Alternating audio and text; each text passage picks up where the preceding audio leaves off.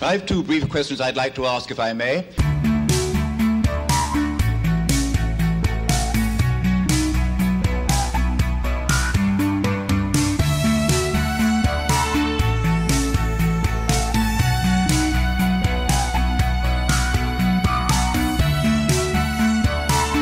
Hi, welcome to Left Foot Media. My name is Brendan Malone and you're watching The Daily Question. Today's question of the day: who do you trust when the media is no longer trustworthy? Now, the reason I'm asking this question is because last week, in the midst of all of this hysteria that was going on about US border control policies, Time magazine published its infamous cover photo, and they also published an article about the photo in which they wrongly claimed that the young girl who was photographed had been taken away screaming by border control agents.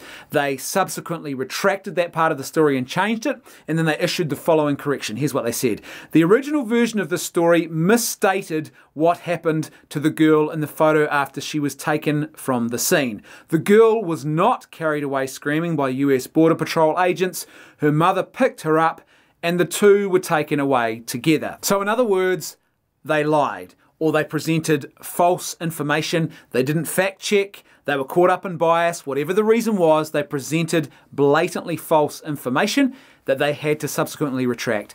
Now, what's astounding to me about this is Time magazine that we're talking about. Right, other media organizations have done this and have been doing this for some time now, but to see one of the sort of bastion journalistic outfits like Time magazine caught up in this presentation of blatantly false information, I think it's really troubling. And it marks, for me, sort of perhaps the end of an era. It points to the fact that there is no longer any reliable media source that you can go to with absolute certainty anymore. Now, the media have always had their issues. There's sort of no doubting that. You can go back as far as Thomas Jefferson, and one of his famous quotes was that a person who doesn't read the newspaper is smarter than a person who does. So there's always been this sort of sniping at journalism, often from politicians or people who were the targets of good ethical journalism. And there's always been those sort of issues around the fringes. But there's one thing you could sort of rely on, that journalism was about ethics. It was about telling the truth. It was about fact-checking, and they would fact-check, and they would check that they had their information as reliable as they could possibly know, that they had their facts correct, and then they would publish. And then on top of that, they would issue genuine retractions if they made a mistake. And there was a sort of a safety net around it. I mean, it was never going to be infallible. It's human. Journalists are human beings. But you sort of had a certain reliability that there was enough safety nets in place to actually assist you to be aware when those mistakes were being made. But that's all changed now. Think about this retraction, this supposed retraction that Time magazine made, where they say that we misstated what happened. No, they didn't misstate. Misstating something is where you don't pronounce it correctly. They presented factually false information. What they presented was a lie. It wasn't true. It was totally inaccurate. They actually made a serious error there when it comes to telling the truth. And so even the retraction itself downplays the seriousness of what happened there. Now, it's one thing to be in the dark, to have a society where perhaps we're not getting enough information. But it's another thing altogether when we are regularly being fed inaccurate or false information or misleading information, and it's happening on a regular basis. And this is what's happening now with the media on a regular basis. And it's another thing altogether when the very organisation which is feeding you that inaccurate or false or misleading information is the very organisation whose core mission is to actually tell the truth about important things, to actually deliver important information in a balanced and factually accurate way to the population. That's a really big problem. So why is this happening? Well, I think more and more the impact of the internet is making itself felt, and particularly the sort of the social media, the internet culture, that we've got to know stuff instantly and we've got to have lots and lots of information thrown at us. And so journalism is now definitely being affected by that. So there's a lot of rushing that's going on. You'll regularly see stories that are rushed out into the marketplace. And you might read a headline or a breaking news story about shooting in California school, and you click on the article expecting to read at least a couple of paragraphs about what's going on, even if it's breaking news, and instead what you see is a basic statement: a shooting has been reported in California, or gunshots have been reported near a California school, and then a series of tweets that they've just grabbed off the internet. Why? Because they're desperate to get your attention. It's like a bunch of street sellers who are all standing around in a marketplace and they want you to come into their tent. So what they do is they stand outside and they say, come and trust us. We've got the information. No, we've got the information. You should come into my tent. No, they're both lying. Come into my tent. I've got the best information in my tent. Why do they need you to come into their tent? Well, because in the age of the internet, this is how the sort of primary driver for revenue works now. It's about getting clicks on websites. It's about getting people to click on the website, to come and visit the website, and so they get more traffic, which aids their ability to sell advertising, which is their primary source of revenue. The other thing is that we are now experiencing, I think, a lot more journalists who believe themselves to be activists and are really sort of lionized in this role of they have this some sort of obligation, they believe, to shape a better world. Now that's really troubling because that's not what journalists are supposed to be about. If journalists just are humble and do their job well, they tell the truth about important information and they do it in a balanced and timely fashion, then guess what? They are helping to make the world a better place. You don't need to be deliberately trying to build a particular type of world, because when you're doing that, you are actually no longer telling the truth. You are now shaping and presenting narratives. You are presenting ideologies. You are acting as a propaganda agent rather than a truth teller. And that's not what journalists are supposed to be. They're supposed to be truth tellers. They're not supposed to be propaganda agents. I've been doing this long enough now to know how the game is played.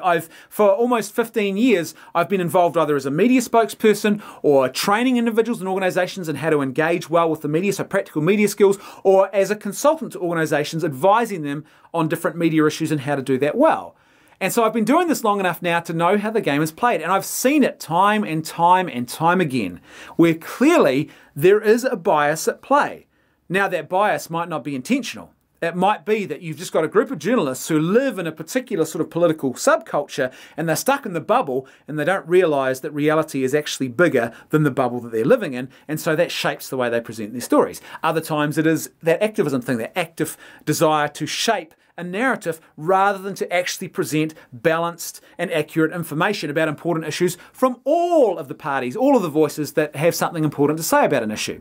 And the other thing I think too that we're seeing a lot more of now is this desire to be, for every story to be the next big Watergate. I've got to stand out as a journalist. We have celebritized journalism far too much. We have too many journalist celebrities. In many ways, journalism is really a service. It's a paid form of service, but it is still a service that you are supposed to be performing in a society. What you're doing is you are supposed to be informing the populace accurately about important information. And so it is quite an important service for society at large. It's not supposed to be about you trying to gain some celebrity. It's not supposed to be about activism. So how do we, the general population, who are just trying to filter through all of this noise and often inaccurate information that's being thrown at us left, right and centre, how do we filter all that? How do we cut through and begin to actually discern what is true and what is false about what we are being told about big and important issues? Well, there's two things that I always do now on a regular basis. Number one is I always hold off any judgment. So even when I've read a headline about an article, I know that headlines can often be very, very misleading. And when you actually read the full story, there is much more to the story than what the headline suggests. Unfortunately, a lot of people stop at the headline and think they've got all the information. You can't trust headlines. You've actually got to read the whole story. So that's number one. Number two, I'll actually read more than just one version of the story. I will have multiple sources. So it's about holding off judgment and getting multiple sources. And so I wait. And the reason I wait is because what you often find is in a climate of journalism where everyone is rushing their stories into the marketplace. We've got to tell people because we need to get their clicks. When you rush, fact-checking suffers. It's just, this is not rocket science. This is a toxic environment for making sure that you deliver factually accurate information. If you are rushing, then fact-checking suffers. And so it's important to wait. And that's why I hold off judgment. I wait until more of the story has actually developed and more of the information is out in the public square.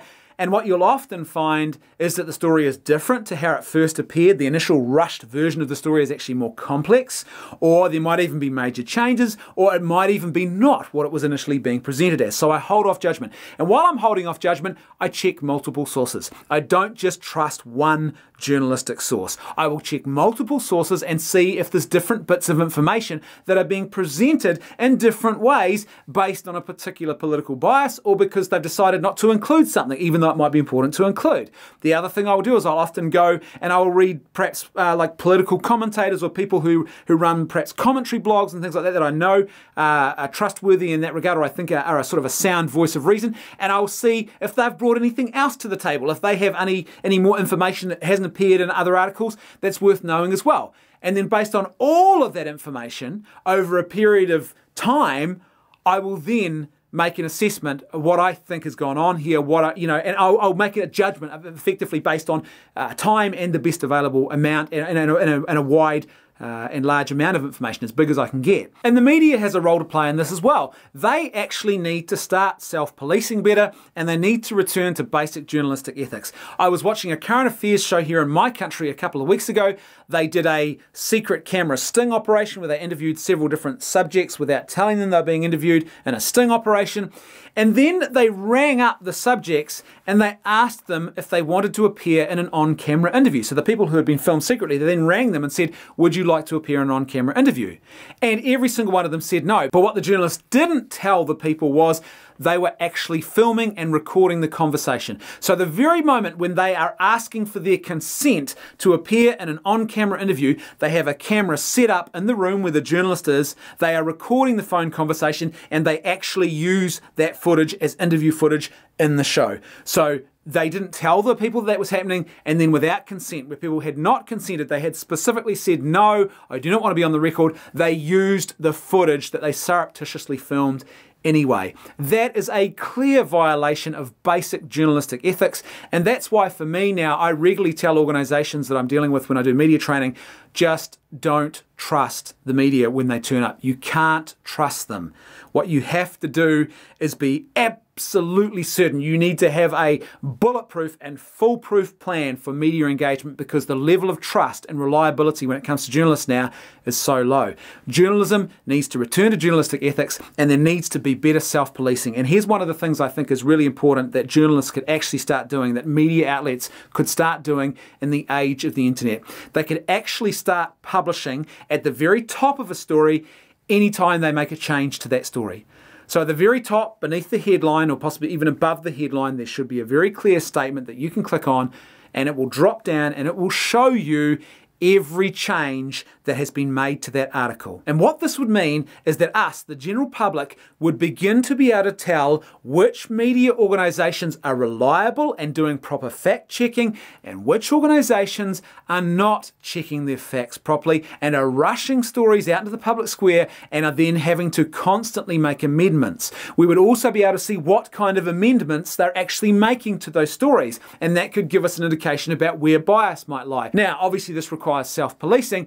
The ideal is that journalists actually return to a place where they have a reliability about them, and we know and we trust that they actually have a focus on journalistic ethics, not simply on driving traffic to an internet site, or not simply on activism, and not simply on trying to make a name for themselves by standing out from the crowd as a celebrity. As per usual, I'd love to hear your thoughts, so please let me know what you think in the comment section below. And if you like the content I'm creating and you'd like to see more of it, then please support me on Patreon for as little as $1 a month. There's a link in the description below and a link on screen at the end of this video. That's right, I can hear my theme music too. I'll see you tomorrow on The Daily Question.